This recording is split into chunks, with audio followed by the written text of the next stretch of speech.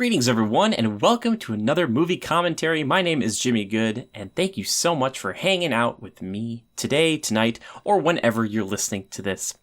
I haven't done a movie commentary for a little while here, and the last one I did was on The Mask of Zorro, but I was planning on doing this one and Wonder Woman, when the movies actually came out, but because those movies have been delayed indefinitely, I figured I'd still do it anyway. So hopefully you're watching this in preparation for the live-action Mulan to come out into theaters or wherever it comes out to eventually, because I really wanted to see it. I really enjoy this movie, and for those of you who are going to watch along with me, I'm at 0 minutes and 0 seconds over on Disney Plus watching it. We're just starting the blue screen. The cast is going to be put together here in just a moment, or revealed from the top down. So if you want to watch along with me, you can start on the K of Mark when we count it down here. Ready? All right, here we go. 3, 2, 1, Mark. And here we are. Mulan, this is a great movie. I remember seeing this, as a kid. I went to this kind of preview event where I got to see this movie, and then I saw Hercules the same way. It was on a Saturday morning, down at the Mall of America, which some people might know from Minnesota. So yeah, thank you to my aunt for getting me in to see this movie early. Now this design we see here in the beginning I love it so much, this kind of calligraphy. And you see this type of animation still drawn into the clouds of explosions and things later on, which I'm excited about. And this movie is really cool. Oh, I'm so excited. Oh, I'm excited. There's some really good songs in this movie, too. Jazz. I like animated Disney films. And this was picked by our patrons, so thank you, patrons. Now we get right into it. The Great Wall of China. Such a really cool thing for them to draw out in this kind of, you feel the depth when they kind of pan around here. Ugh, it's very nice. Probably like a evolution of the multiplane camera or something. In the long-standing tradition of certain Disney villains to have kind of like a hawk or a crow or a raven. You also notice a sharpness to a lot of the people's fingers in this movie, which I like, especially the Huns.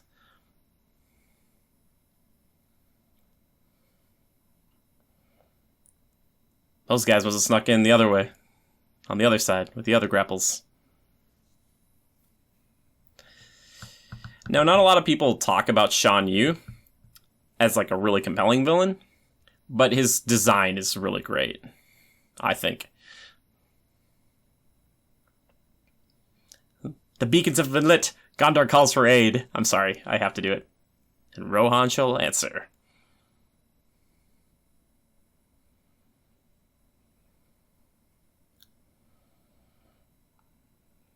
Yeah, I also love that he just wants to be known. He's ready. He's ready to attack.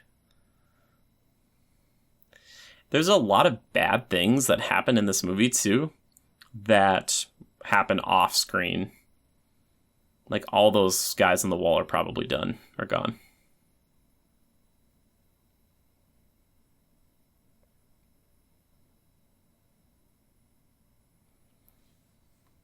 I have a feeling that Emperor's New Groove originally was going to have a more serious tone like this movie, and kind of focus on what it would be like to be an emperor, like this situation we're seeing right here.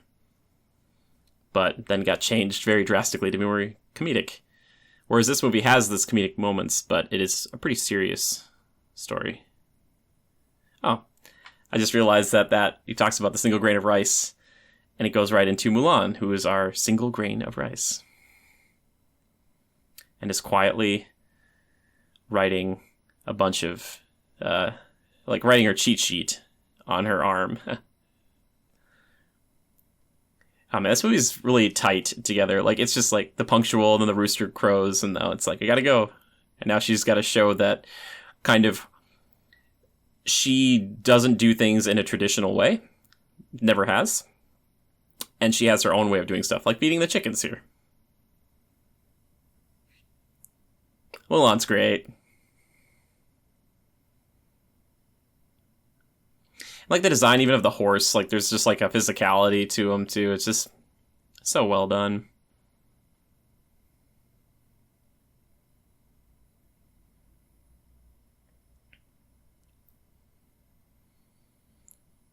There's something so cool, too, about having a shrine to their ancestors in their backyard like this. And it shows how much, they try to take this seriously, like the Chinese culture, but then also there's the jokes like this. Like he's desperately hoping that she finds, someone make her happy, hopefully. But...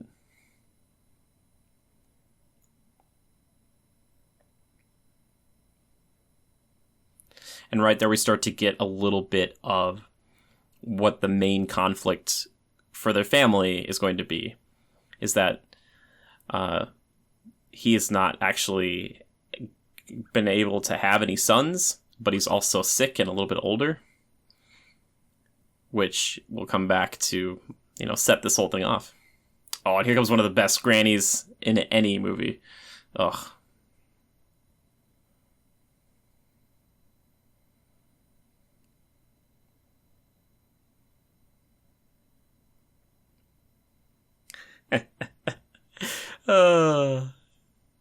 This lady's so good.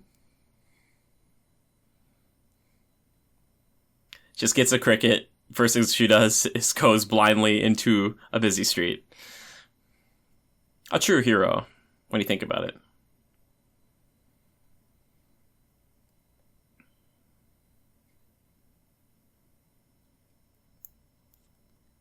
So good. Kind of reminds me a little bit of the destruction scene of a young teenage Hercules.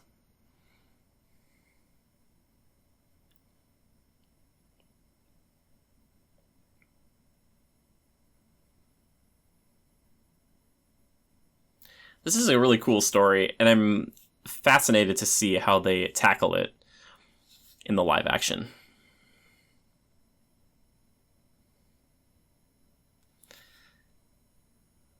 Oh, these songs are just so good, man. See, this is what I feel like a good musical does. And not that I think of Mulan as being a musical all the time, but we're getting information, we're getting, character information and plots, stuff. It's so nice. And showing a little bit of their actual culture.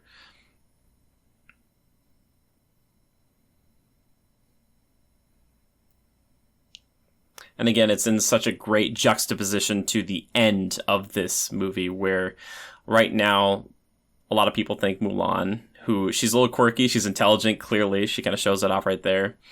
But like the only way for her to gain that honor is to get married and just, make a man happy and give him children. But then she saves China and the emperor bows to her. It's like, ugh.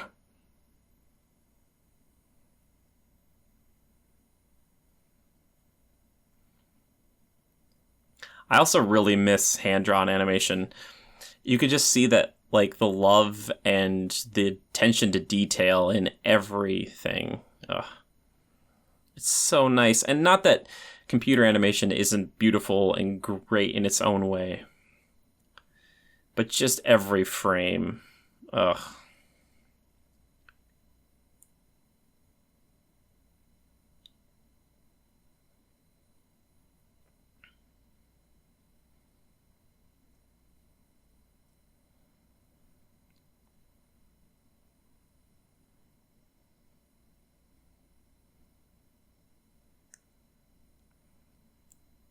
One thing that does bother me, and I understand that not every voice actor can be a singer, and this happens in a lot of Disney movies. I just wish they would have got the actual actors to sing, but I get it that they just maybe not singers.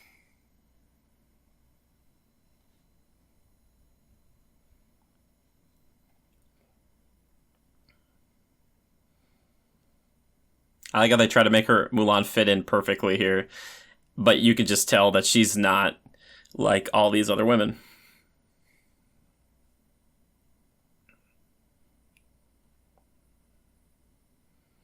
And here comes a great sequence.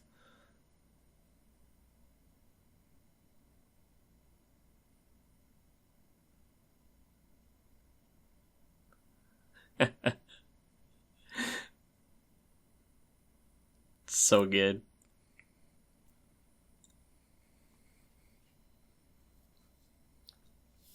How terrifying would this whole situation be? You have to try to impress this person who's going to try and basically decide your future for you, and you don't really have a choice. Ugh.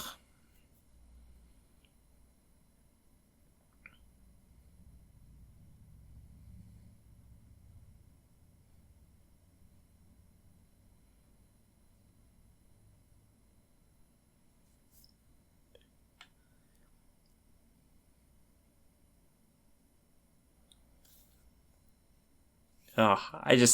Mulan just kind of like faking her way through this, but then obviously to another level in about 20 or 30 minutes. I also kind of feel like this matchmaker reminds me of Ursula somehow. I always think about the matchmaker like making the ink kind of like beard on herself without knowing. So good.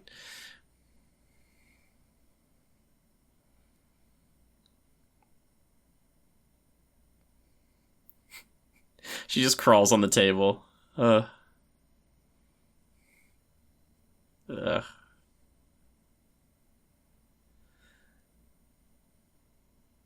Just like look at this and like the smoke right there with the twirls in it. Oh, so good. See hand drawn animation. There's just it's so good. Like the grandma. Uh, it's just so well done. I'm sorry. I'm gonna say that a lot probably.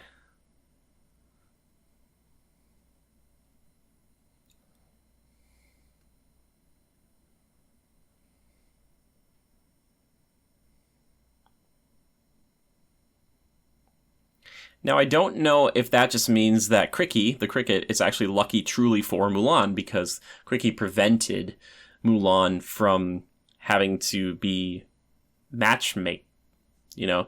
So maybe technically he still is a very lucky cricket.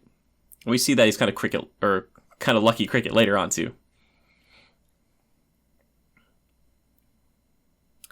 Here comes one of the, I think, best songs, maybe one of the best um, Disney songs. Not a lot of people talk about it from this film, but for one of the first times, I don't know, I'd probably say that, and there's like a few examples, but like Pocahontas is the only other time I can think about this early, where there's kind of someone thinking, hey, maybe I want to live a different life. And this is kind of one of the like starting points maybe for Let It Go for Frozen. But this is a great song.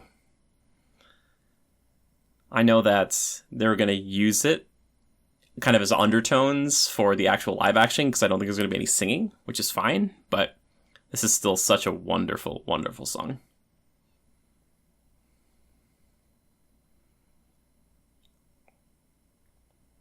And I think having a movie like this, again, similar to Pocahontas with a female lead, and having her question what life she was going to lead or is leading is so interesting by comparison to the ones of like the other female leads. Oh, I love that shot of her with like the half makeup on the face. But like Snow White and Aurora, even I guess Ariel kind of wants a different life, but she just wants to be transformed basically. But those other, like, the princesses, or Jasmine, she doesn't, like, question being a princess. She's just like, I'm a princess, and, like, yeah, I don't like being locked up. But Mulan wants something completely different, which I think a lot of people can relate to.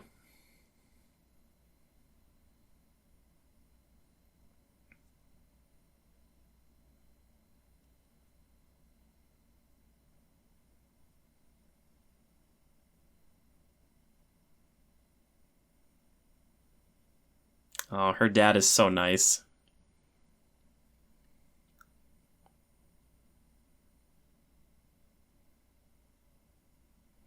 He tries, and you have to remember that this, you know, this is China during war, and like you're supposed to have sons, and to be strong, and like that brought honor to your family, and it's a really compelling tale. Oh, comes a cool shot too, where she climbs up on here, and it kind of pans over her. Oh, it's so cool. Oh, it's so good.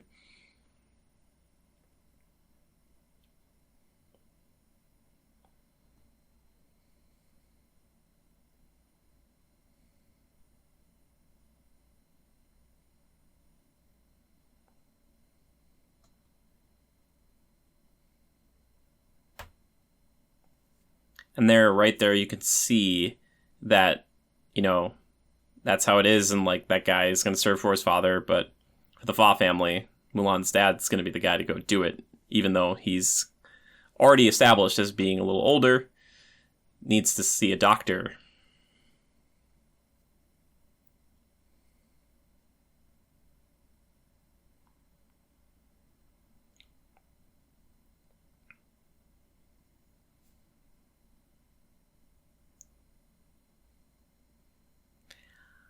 I love, too, that later on, that guy is basically going to be cowering in front of Mulan. So good. And he's so proud and honorable that even though he has that limp or whatever else is ailing him, he won't take the cane anymore. It's just like, ugh. So much conveyed in the hand-drawn animation.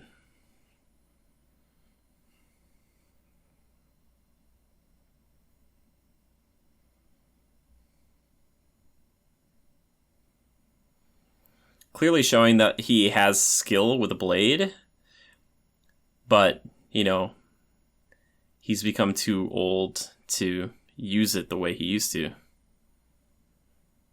But he's not going to talk about it. His family's not going to talk about it. So much conveyed there without speaking. Just so well done. They're the pointy fingers then. Again. Yeah.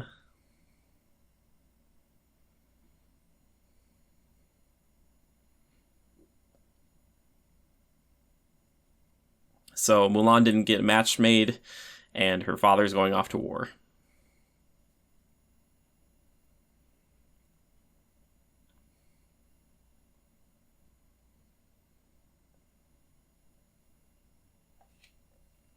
There's a really interesting concept in Eastern culture, in China, Japan, about honor.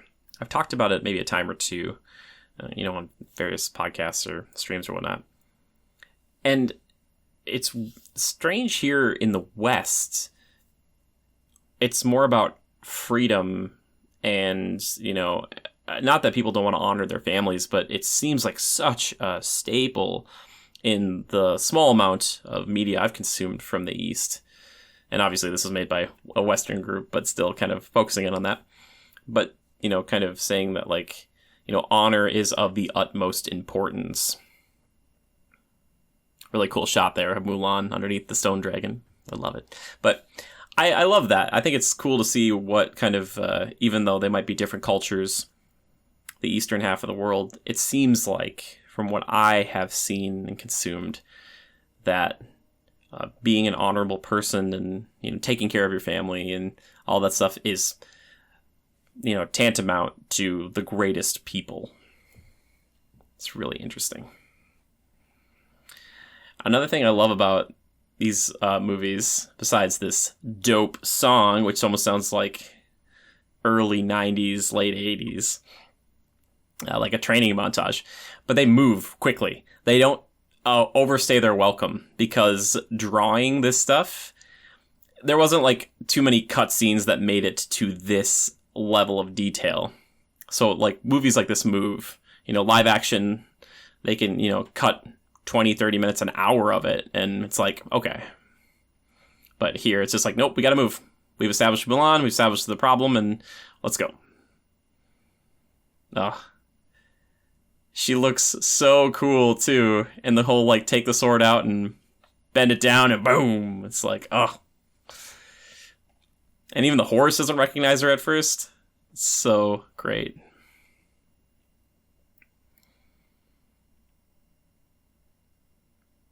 And she's doing it because she has to. That's an even cooler thing. Like, she wants a different life for sure, but she wouldn't choose to go off and do this.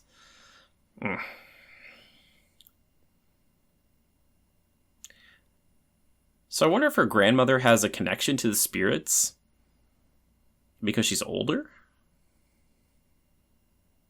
Because she wakes up right there. It's interesting. And that's all she leaves him. Oh.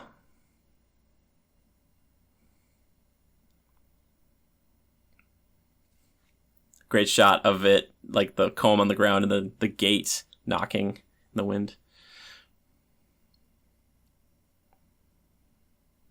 And I like that because it prevents the parents from going after her immediately. Because, like, in this day and age, you would probably do that if you didn't like what your kids were doing or kid was doing.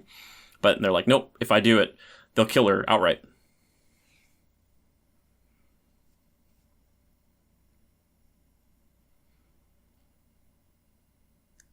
Adding a little to the mythical element here in their own way. I like how we see that kind of like it light up and how they spring to life.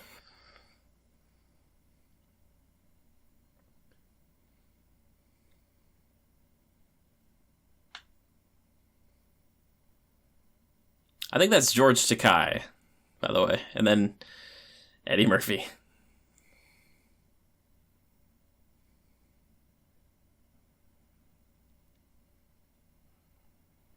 I've always enjoyed Mushu. He's been one of my favorites. But at the same time, I totally understand why they're not going to put Mushu in a live-action Mulan. It makes perfect sense. It's not really... I don't know.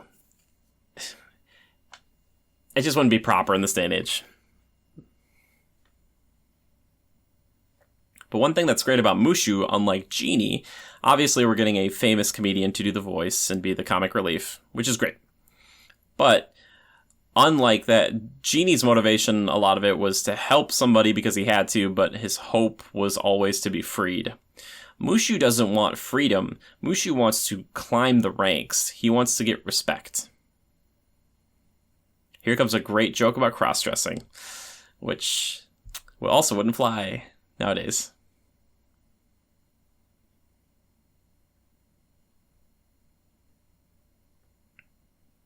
A lot of great jokes.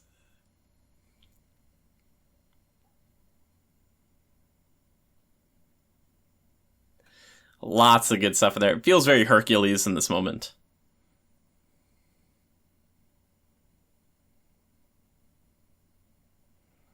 I want to see those other summons and guardians. I want to see what they look like when they're alive. But we don't.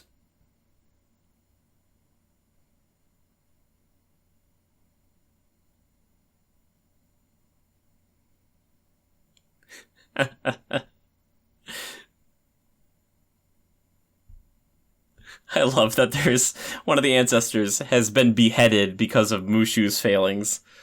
So good.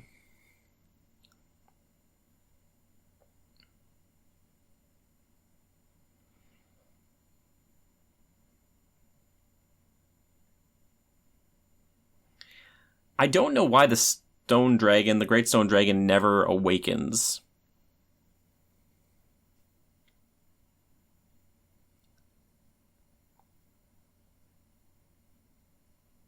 Also, it's interesting that, like, one of the ancestors has to waken up one of the guardians, Mushu, to awaken up the rest of the ancestors. You'd almost think by that logic, one of the ancestors would actually have to go wake up the guardian. I don't know. Maybe that's just how it works.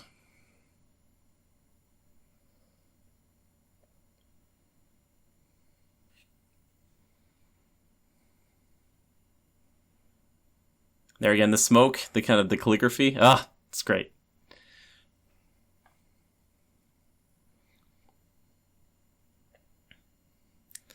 I do like this bit with the Great Stone Dragon head. And he is missing an ear. So good.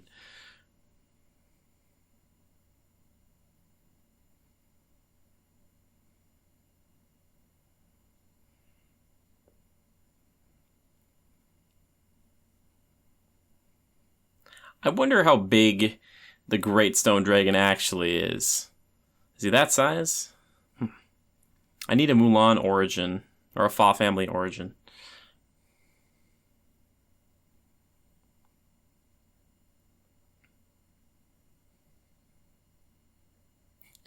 Two jokes about dressing in drag. Huh.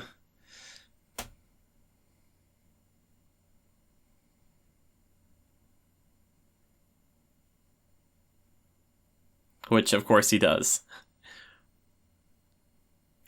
Mushu's got a pretty simple and solid design that obviously is pretty memorable. Again, no Genie. Genie's very, very straightforward and wonderful, but still pretty good.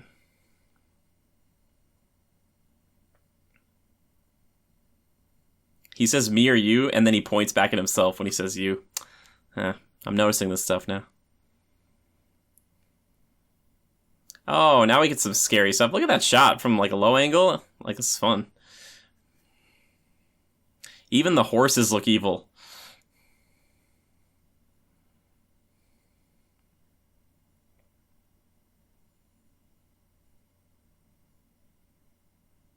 I love that he notices that there's an ambush. Or scouts. His calves, man. What's your workout? Shan Yu, what's your workout?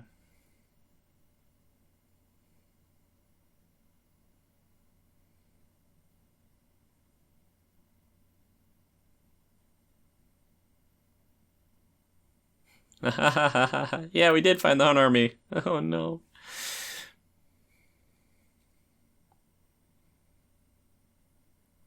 I do like the character design, though, of Shan Yu. And his cool curvy sword.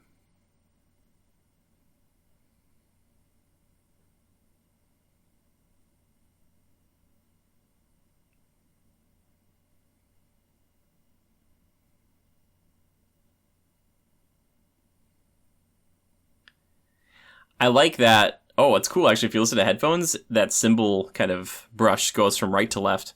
But that there is one of those scouts that dies right there because you only need one person to deliver a message. Ugh.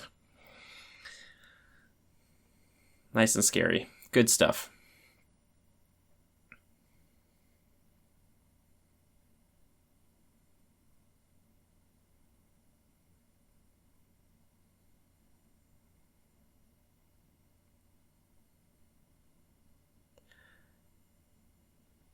I do like this whole intro for Mushu for Mulan. I don't know where the music comes from.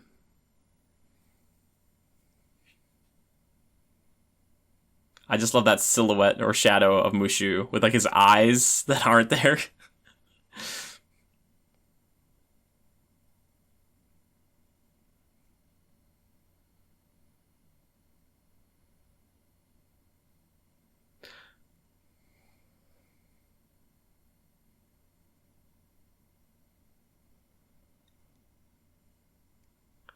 I love that the horse just starts stomping on him immediately.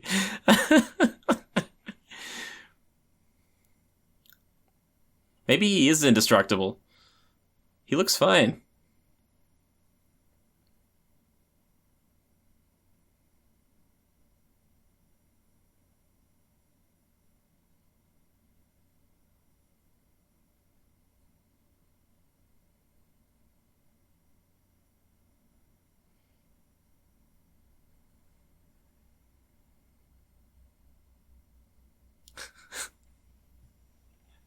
Uh, dishonor on you, dishonor on your cow.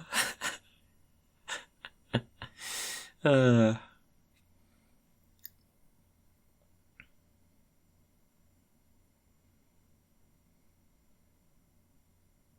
This does kind of remind me of Aladdin. More of think about it. It's these kind of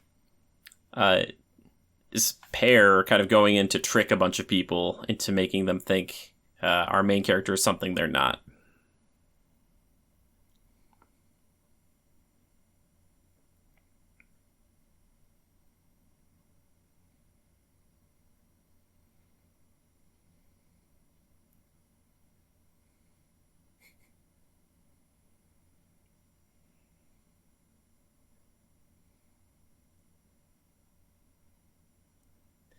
Oh, yeah, King of the Rock. AKA King of the Rock, I should say.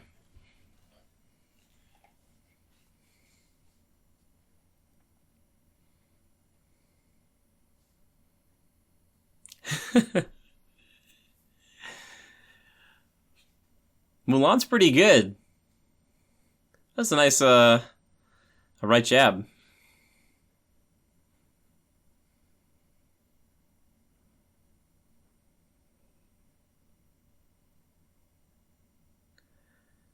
I like that we also get that these two are friends. You see that there's like some sort of kind of dynamic going on there. Pretty funny.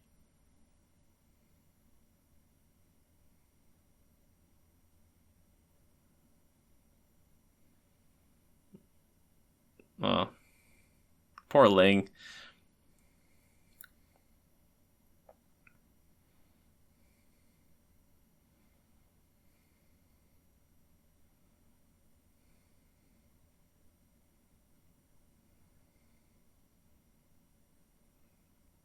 Little cartoon hijinks here.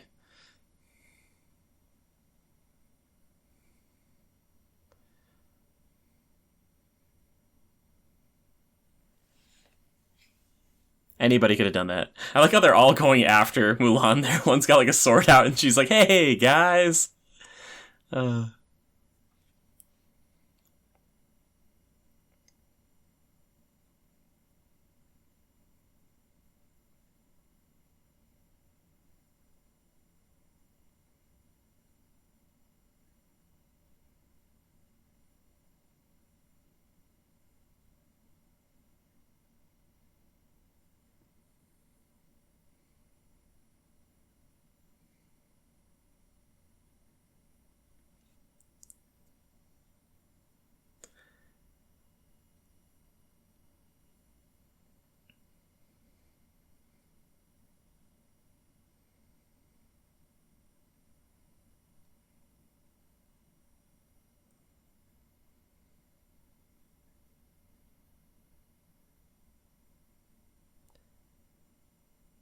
I love that we get this intro to Lee Shang right here. Just a Shang. And his dad is basically just talking him up to himself. He's just like, impressive military lineage. Basically saying that he himself is a great general. Ugh.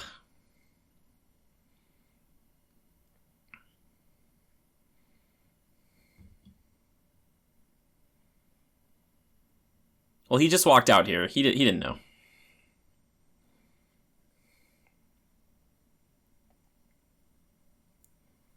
And this is showing like the force and the efficiency of his army.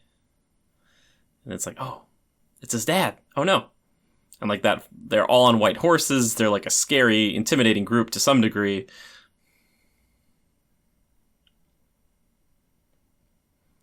All right, everybody, time to get pumped up.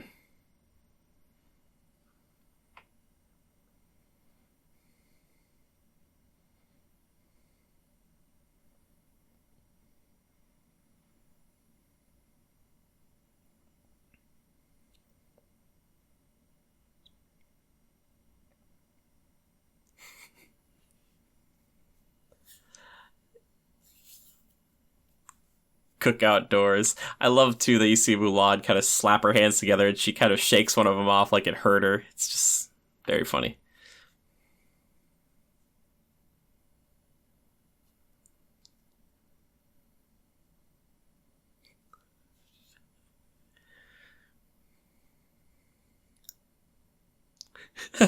This back and forth is pretty funny.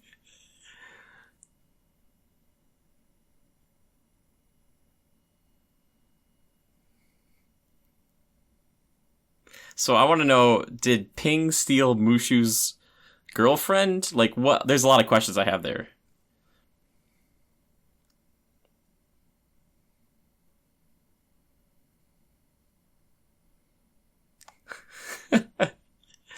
And like Mulan's inability to be like a man's man is the one thing that keeps them believing that, you know, Fazu would have a son and never ever talk about it.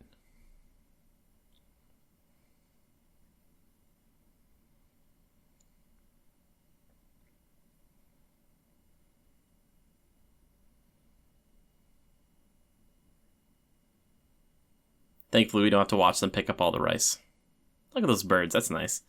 I also like that she kind of sets up camp away from everybody else.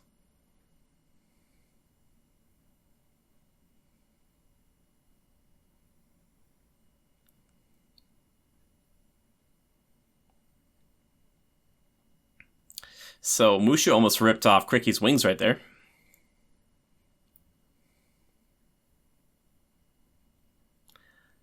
How did Mushu make this porridge?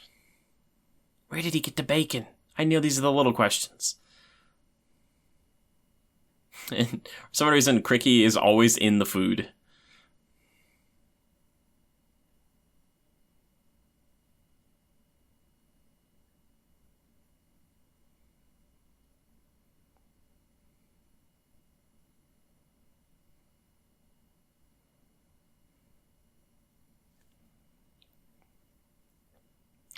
I think the relationship that Mushu and Mulan has is pretty good, and obviously it grows over time, but I like it. They've got a good dynamic.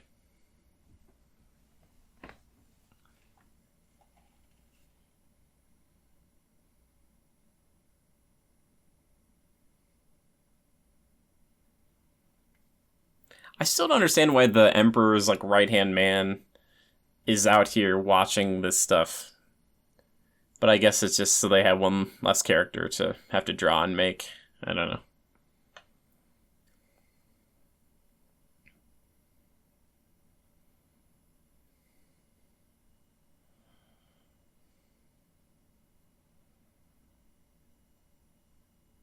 Yeah. Shang's ripped.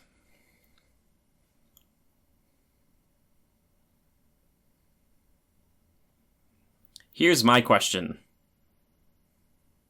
How does he get this arrow at an angle to go? It must have arced. But it's just a really good, like, perpendicular to the post shot. Yeah.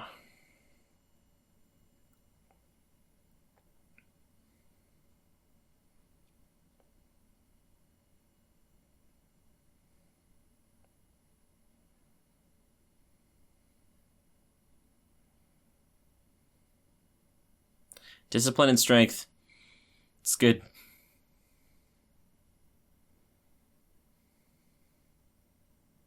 They make it look like it's 1,000 feet up. Don't use your teeth. Don't use your teeth. Oh, it's always horrible. Ugh.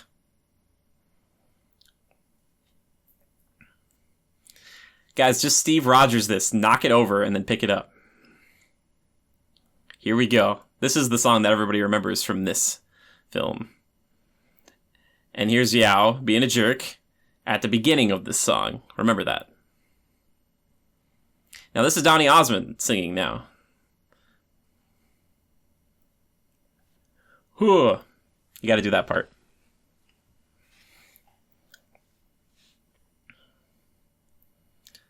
Man, maybe just give Mulan a scorpion. She could take out a ton of people. This song gives me goosebumps, though. It's great. Reflection's great, too. I don't know. Did I say Reflection's the best song? Like, this is the one that people remember, right?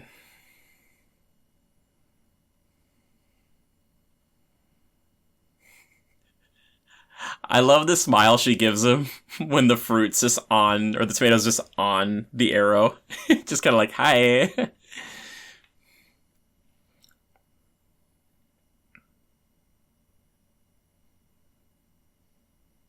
I like they show off like Sean's abilities, or Shang's abilities, kind of like he can dodge a rock and he can shoot arrows really well, and you're like, okay, this guy, kind of a threat. And Mushu's constantly trying to help her.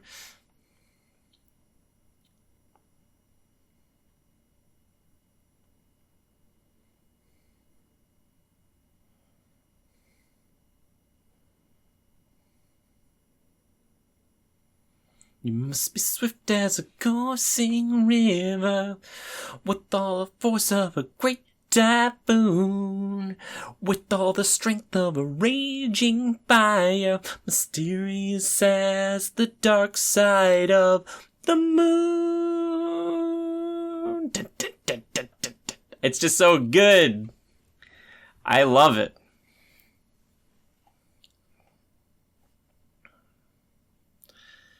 I also love that you see all of them, even Mulan, like, they're all struggling. They're all struggling at different points here. And I always thought, when Shang said that to her here, that she had to go home. But she's like, you know what? No, I'm not done. I'm not done. Which is so cool.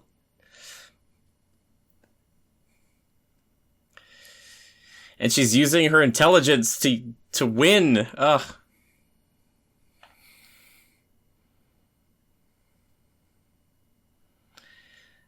Just throws it at his feet, basically. And then it shows all of them doing well at the thing they were struggling with. Ugh.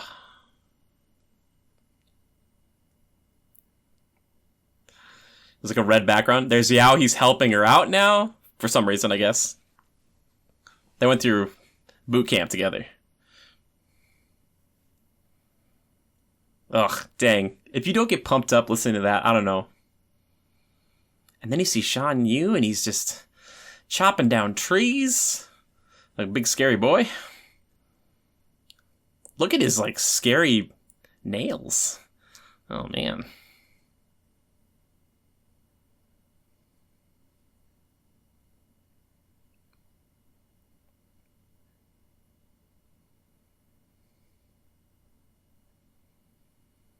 Now listen for it. White horsehair imperial stallions. Which would be Shang's dad.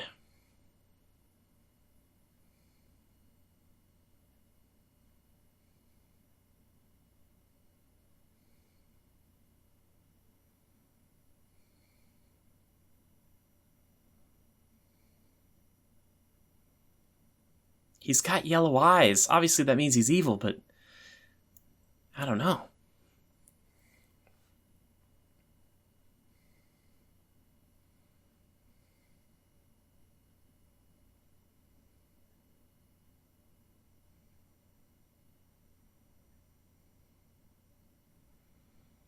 And here's a scene that most definitely won't be in the live-action version.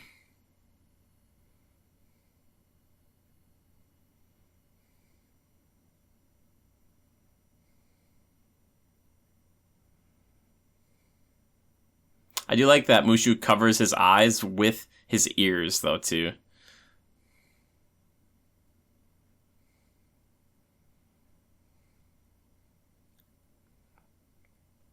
This scene is much funnier once they find out who Mulan really is, I'm sure.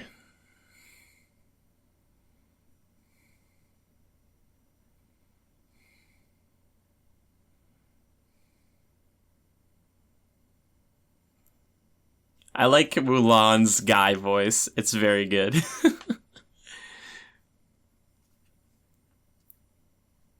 I quote this scene a lot, by the way. Wait for it.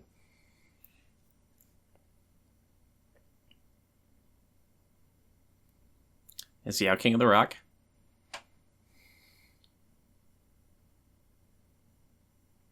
I like how that Yao always constantly has a black eye.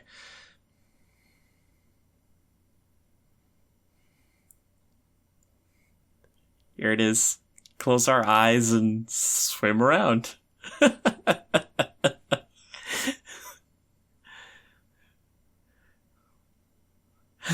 Snake! So funny.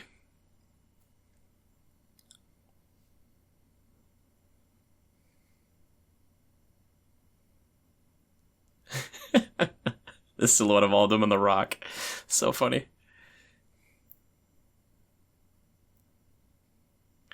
So Mushu can summon like toothpaste and stuff, and toothbrushes. Huh.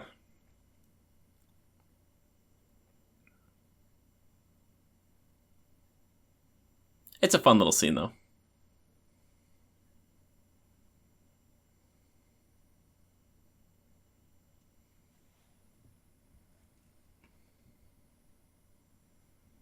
Ooh, come on, don't be mean to Shang. He's a good dude.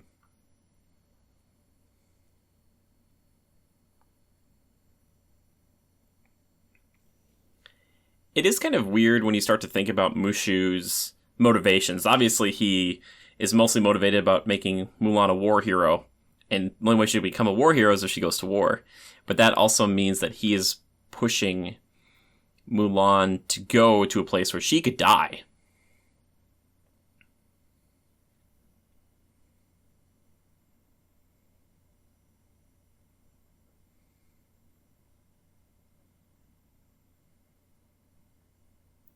Poor Shang.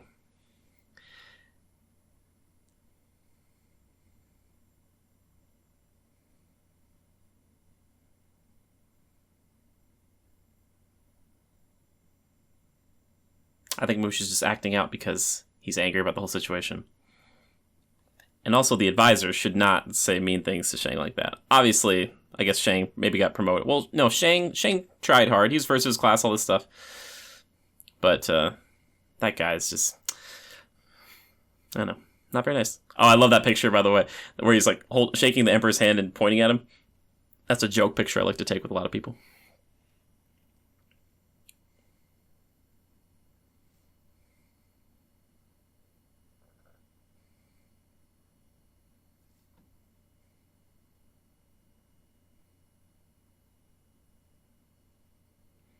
I like the idea, too. It's kind of fun. Like, Cricky is a typewriter. And every time he jumps around, it makes it sound like a typewriter. Ugh.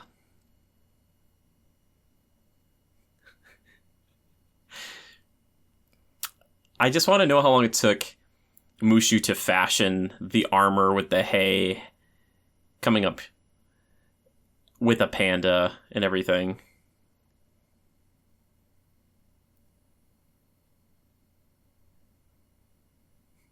It's so good.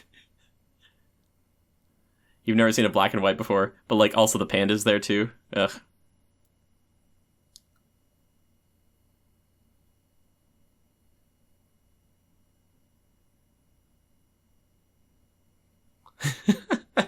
Flips him all the way around. He just walks up a tree. So good.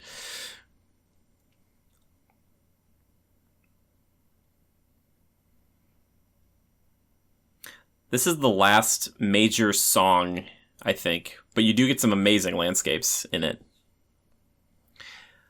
But it shows off the motivation of the men, which I think is interesting, but obviously completely different than Mulan, you know?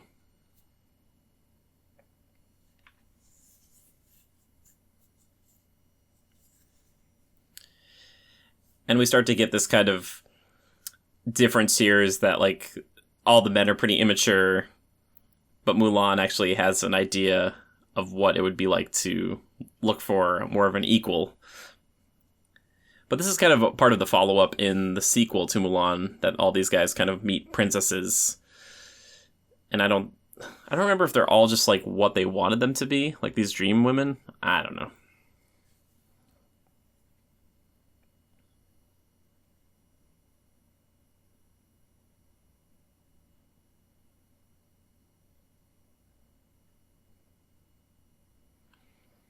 Also, I don't know if these women can tell that Mulan is actually a woman or not, or if that was just like she was getting embarrassed and they were laughing at that. I don't know.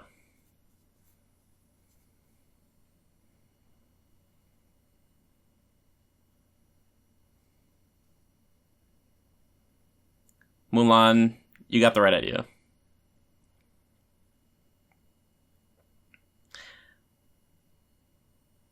I love that Yao and Mulan start to get a little bit of a friendship, where Yao is just kind of throwing all the shade at people so Mulan can hear it.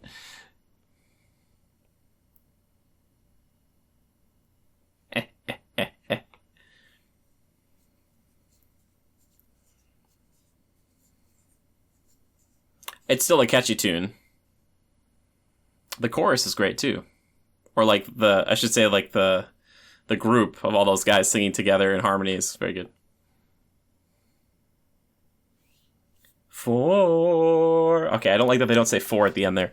They should say four. And then it goes right into sad times when we find out that Shang's dad and all of those guys have been murdered.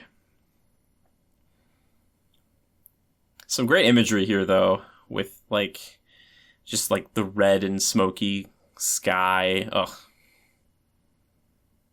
And now finally getting to see that, like, war actually has a consequence. It's not just all, like, fun and games and, you know, it's not just, like, all shenanigans. This is, like, what it really is about. And, like, the ramifications of it. I kind of want to see how this battle went down, because I bet it was pretty cool. But, still. And the through line with the doll, and you're thinking, like, oh my gosh, there was, like, a little girl probably here, maybe. And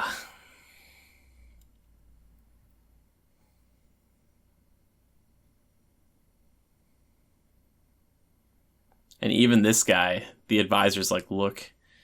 And you don't really see it super well. It's quick, but it shows all of them dead there. It's just a few seconds, but... oh.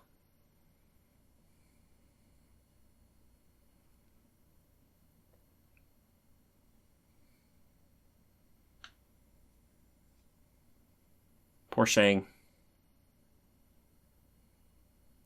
And again, that was like the Imperial forces, like the best of the best, it seemed like. All on their white horses, you know, flying off to battle, and they got taken.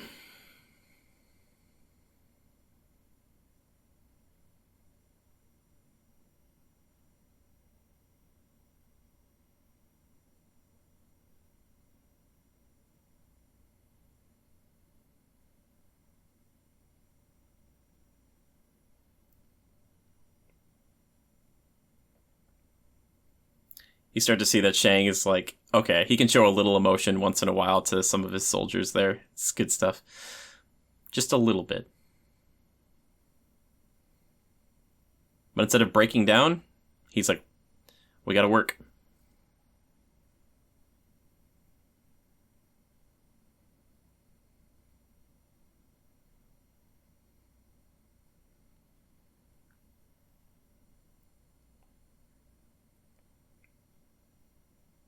It's just so nice because this movie has a lot of lighthearted moments for sure, but it does shift and not...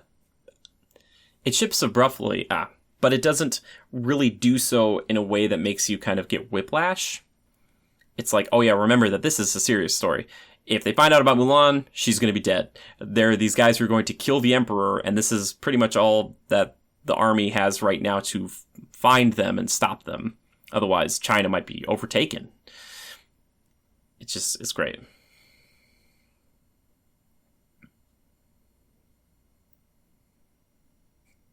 Like, Mulan just looks back at him like, what did you do?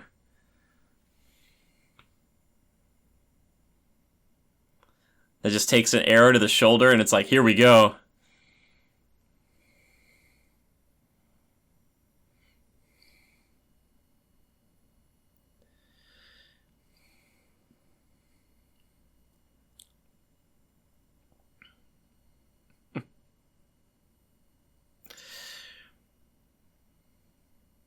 I love the cannons. They're so cool.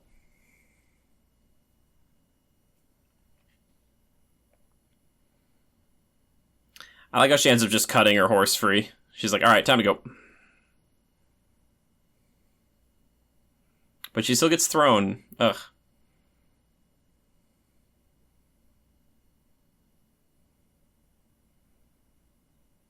Leaves Cricky behind.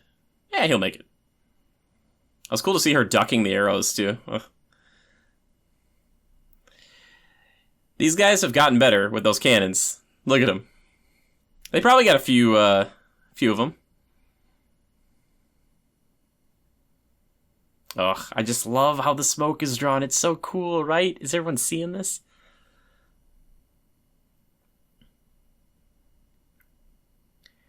Now, for a lot of people who don't know this, Mulan is actually the Disney hero with the most confirmed kills, I believe.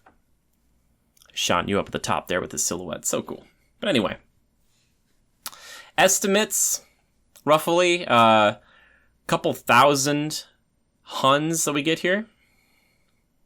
And but Mulan actually ends up handling all of them except for about 5. Pretty sweet.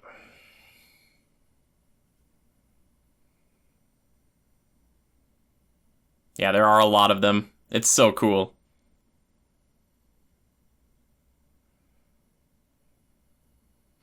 But Mulan, she gets it.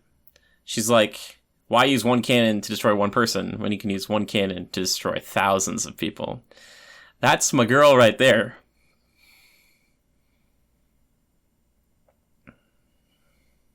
Even Mushu's like, what are you doing? Here's another quote that my friends and I use a lot, especially in games.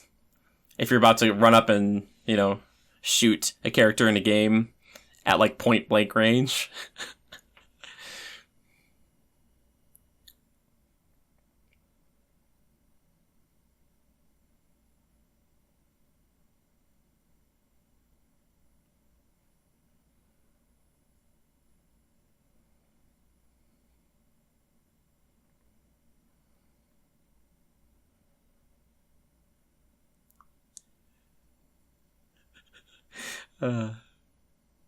You missed? How could you miss? He's 3 feet in front of you. This does lend credence to the invincible or indestructible Mushu to some extent, because he got blown up and survives this avalanche. Ugh.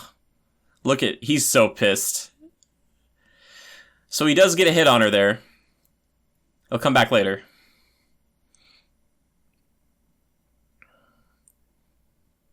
Mulan, you're just so cool. Like, look at how much is happening right here. It's just... Man. Ugh. Getting goosebumps. It's so good. And right there you think, like, oh, did Shan Yu die? Is he dead? Really? He could be? Because this feels like a finale, to some extent.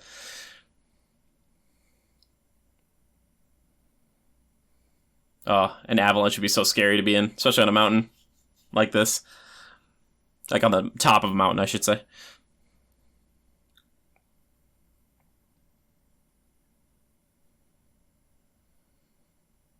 I don't know where he got that shield. I also don't know how he picks this person's head up and drags the body along with him for a bit. It's still funny, though.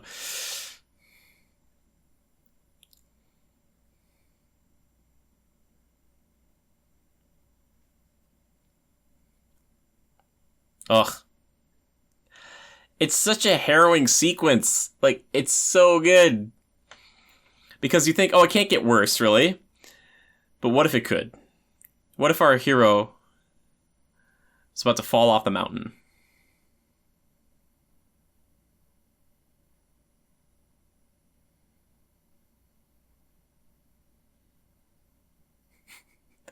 Oh, it's so good.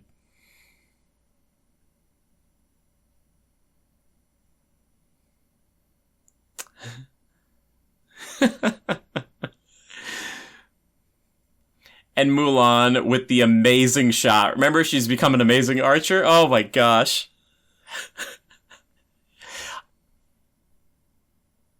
I don't know how she must have fixed it to the horse really well. She just does. And he just comes and picks them all up. And the horse, and Mulan, and Shang, and Mushu, and Cricky, and all of their armor. It's fine, don't worry about it.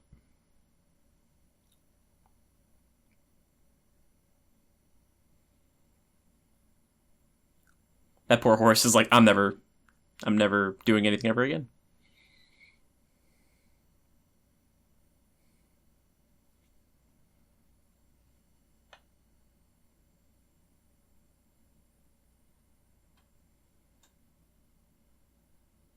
Thank you. Did I not have your trust before, sir? I'm sorry.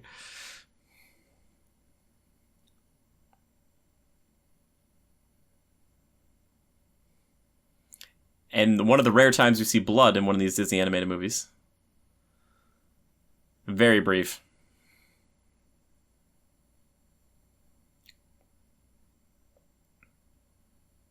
Must have lost a lot more blood in there than we realize.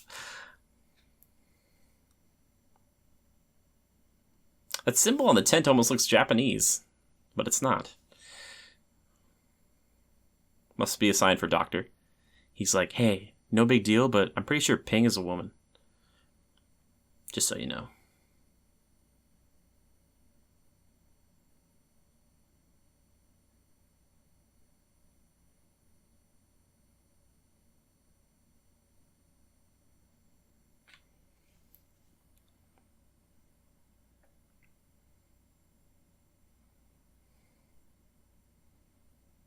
And again, you got to remember the time period in which this was, made, or when it's set, I should say.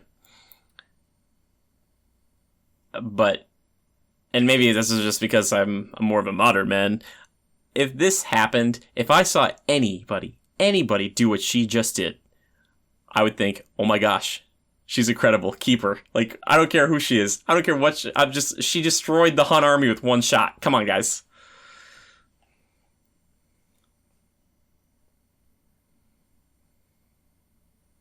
There's not many of them. I feel like they could take the rest of what's left of their forces and overthrow here, but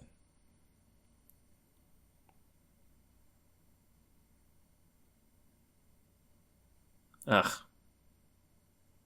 Right after we got the trust, Shang's like, I'll just leave her on a mountain by herself without supplies and stuff. It's okay.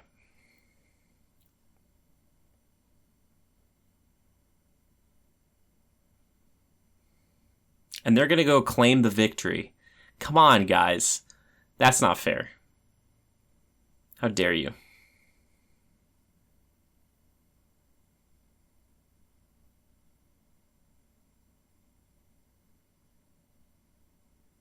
Gotta have your down moments in these animated films. They always do it. It doesn't last long, thankfully. This is usually where I would, like, upon rewatching it, not in the theater, but, like, at home, this is usually where I would fall asleep, because it's, like, kind of the sad, like, it's the, kind of that, the trough in between the crests of the waves here for excitement, as we're in Act 3, whatever.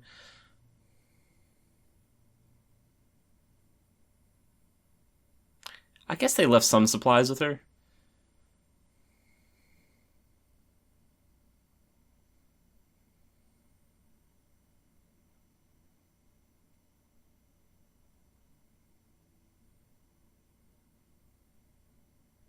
Oh. All coming back to her true motivations.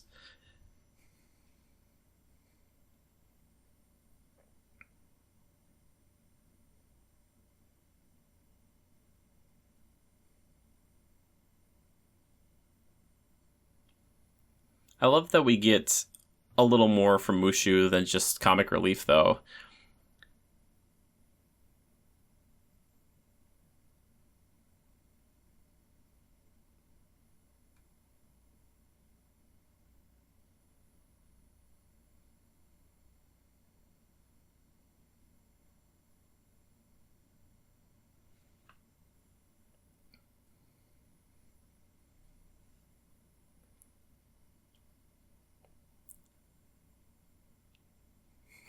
You lied to me? I love it. It's great. They all just kind of have this moment where they recognize their own faults and flaws and what really motivated them. It's good.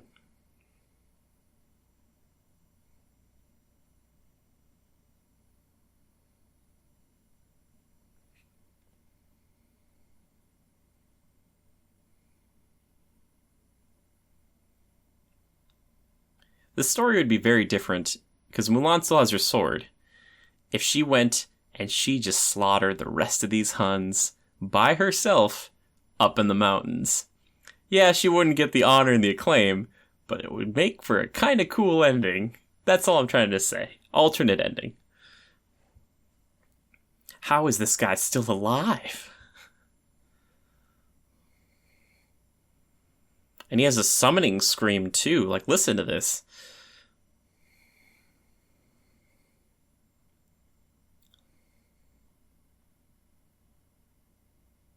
He causes another avalanche. So Shan Yu, the archer guy, the two big boys, that dude. So yeah, so there's like 5 of them. Or 6 of them. Still, that's a lot of kills though, Mulan. Presumably.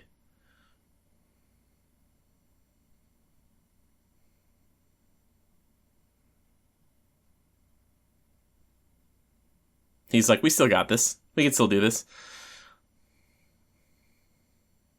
And her first thought is like, I'm gonna go stop these guys.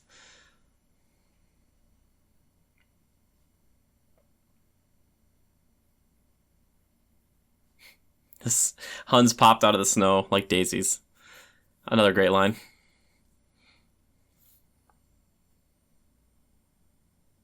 Some honey buns. Oh, he's making a pun about the Huns. Okay, good. I never understood that before. I was like, what? Honey buns? What?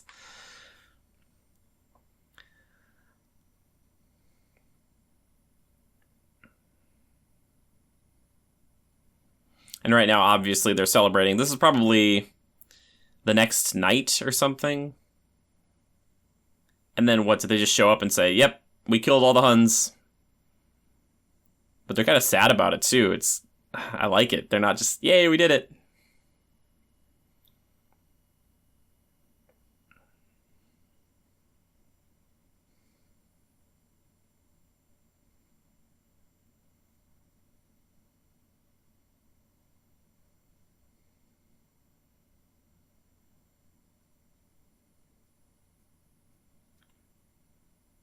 I get why he's angry, but why would she lie about this? Exactly.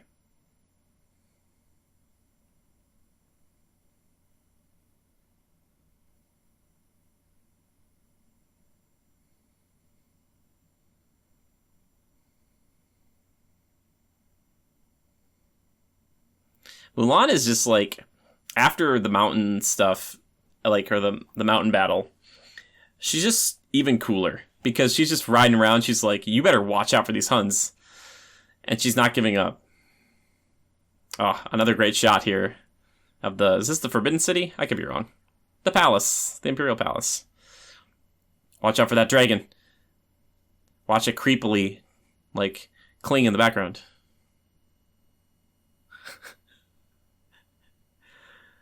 So the Huns know how to do, like, a dragon dance? That's a pretty fun thought, right?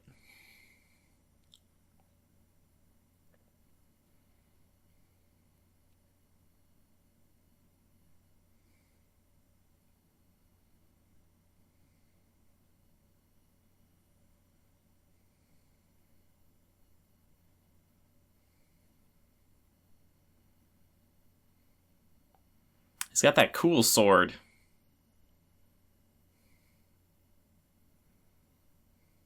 I like how Mulan's just trying to get anyone to listen.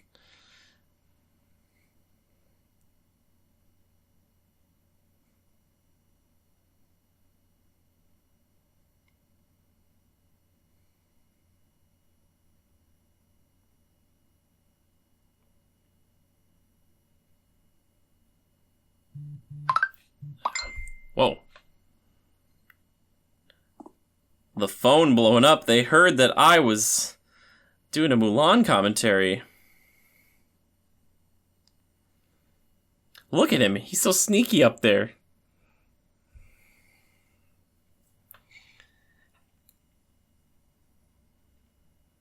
I just want to know what those Huns were, how they coordinated in the dragon.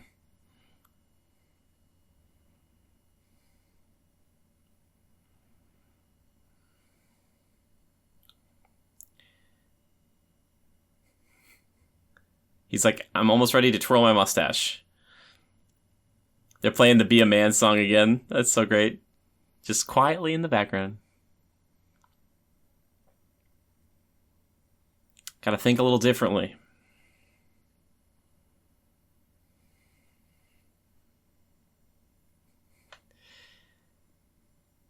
I like how those three are the first to go. They're like, yeah, we got it.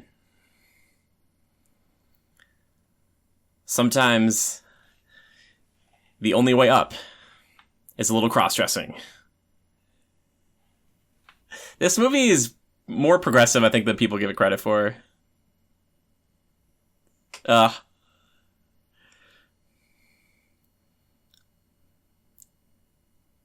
It's so good, though. I'm getting goosebumps. It's good. This movie's great. It's so good. Ugh. Sorry. I'm sorry, everybody. I gotta talk about how great it is. Look at you, Mr. Spider-Man. What if Shan Yu just flipped around there and it didn't work and he just fell to his demise? Oy.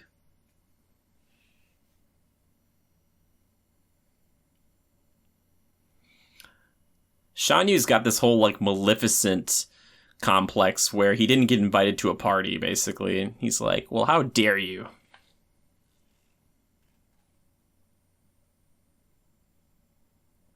The concubines, ugly concubines. So mean. Do those guys have the same voice? Are they twins? I'm like, why did one have an apple?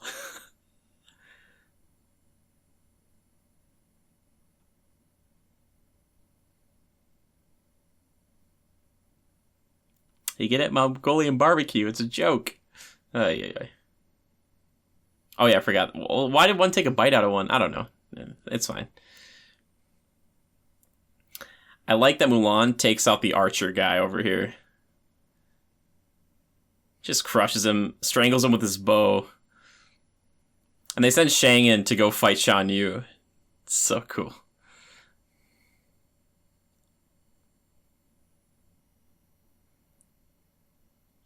They make the Emperor look so cool.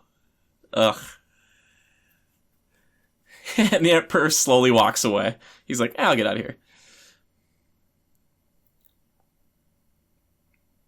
You gotta give it to Shang. He goes toe-to-toe with this guy for a bit. And the dude is like the size of the beast.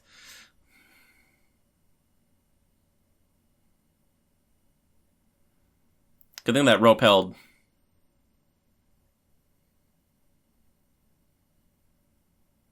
Pretty brutal fight scene. I really like it.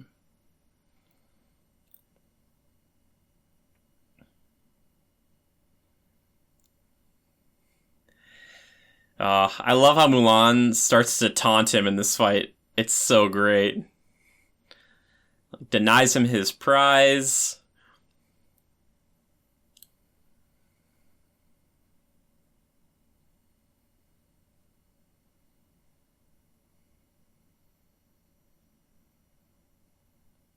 Yeah, got the dagger. Nice try, man.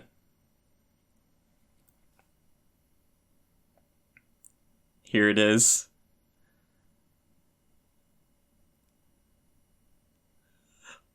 Oh, the soldier from the mountains. His eyes and everything is so perfect. Like, the understanding that comes to him. He's like, oh my gosh, I'm gonna rip you apart.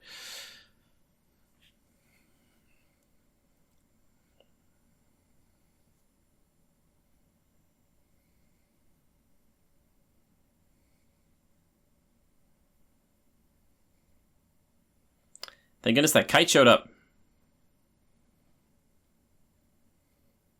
That dude's a monster. Look at him. He's just cutting through pillars, breaking through doors. He's Terminator. Watch out. And what are those walls made out of? I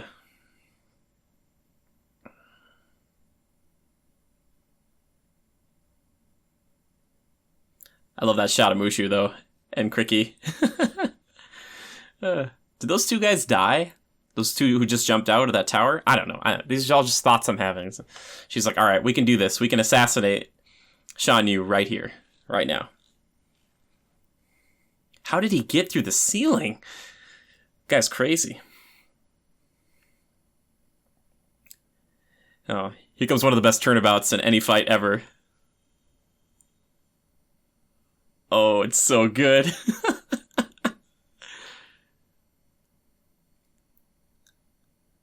Combo attack.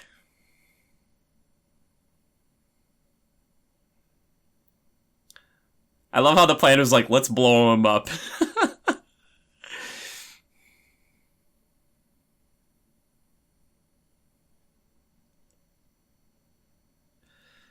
Yeah, like chunks of Shan Yu everywhere.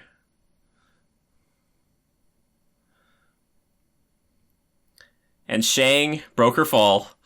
Poor guy.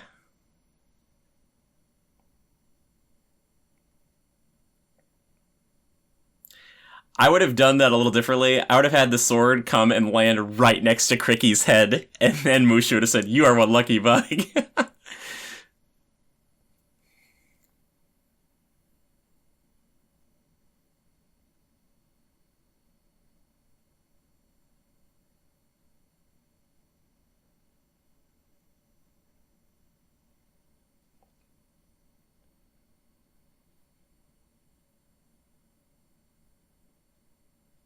And here we go. The final moment where we get the honor given to her. But is it the most important moment? It is not. I will show you what that is, because it's coming up after this.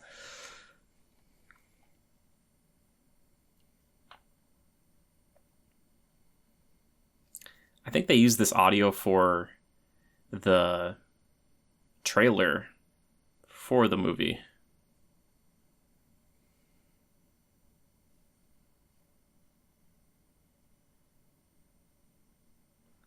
See, the Emperor understands, which is cool. I don't know if that's how it would actually go, but it's great. And there's that guy bowing to her. They're all bowing to her. Oh, it's so great. It gives you the vibes that we get, again, later on at Return of the King, where this person who wouldn't get respect normally finally gets it from everyone simultaneously.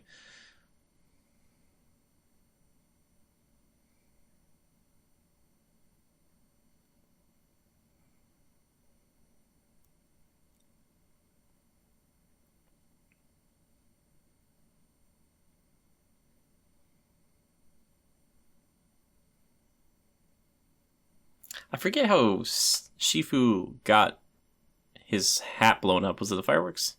Must have been.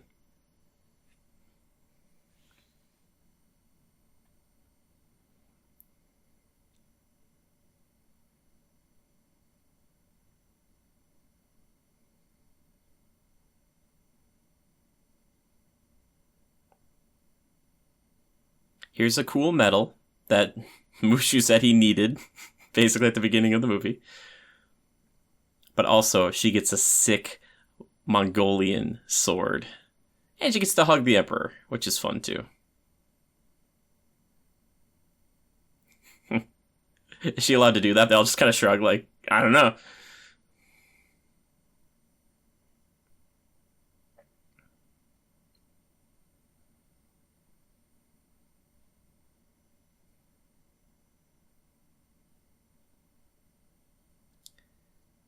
You fight good. I like it's just like crestfallen. Not what are you supposed to say. You're supposed to say, I think you're incredible. Please, let's go out on a date sometime. And the horse takes a full set of stairs at a time.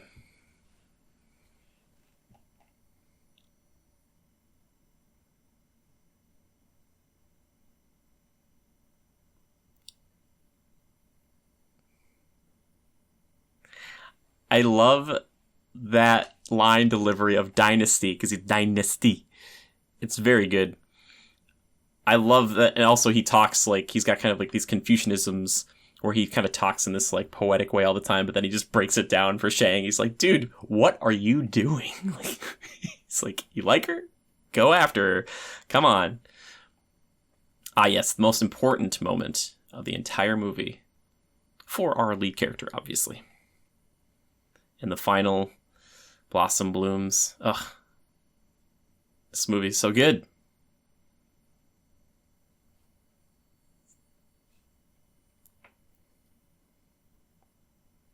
And like all that honor, and then he's just like, I don't care. Like, I'm just so happy you're okay.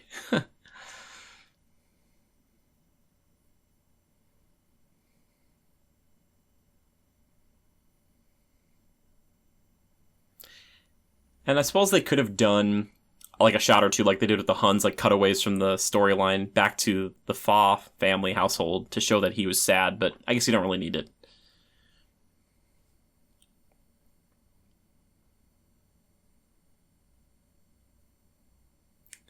Oh, this is so great. Some of the granny's lines here.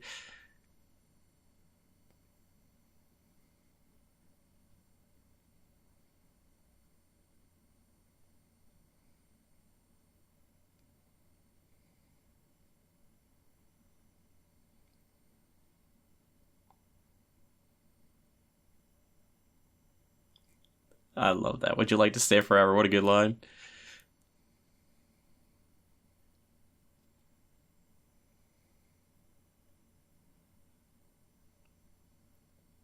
I also like that they don't force the romance. Like, it kind of grows naturally and it's not overt in this film.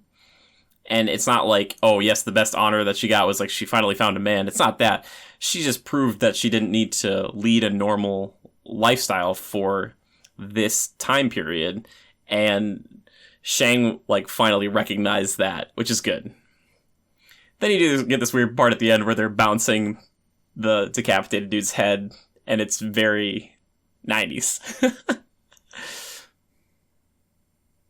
Can she go see the spirits of the ancestors?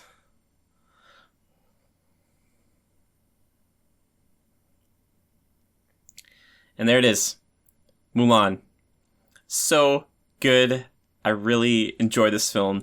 I think out of all the Disney films, it might just be one of my favorites. I was talking about favorite animated films recently, and for some odd reason it's not that I forget to mention it. It's just that it was so good, and I don't know why. It kind of falls right around the same time when Hercules came out, but Mulan's up there with Robin Hood and Aladdin for me.